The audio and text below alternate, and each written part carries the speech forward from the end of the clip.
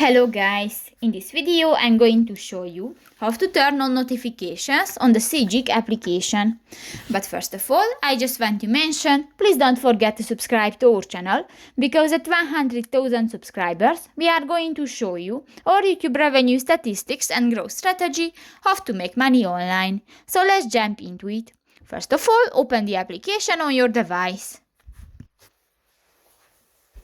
Click to the three lines at the upper right corner of the screen and go to the settings button. In the general section, you can find the third option, the notifications, and you can find different options. And if you click to the black circle, this function will be disabled. And if you click to the gray circle, this is enabled.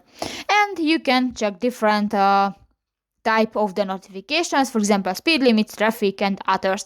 So that's pretty much it for this video guys. See you in the next one. Bye bye.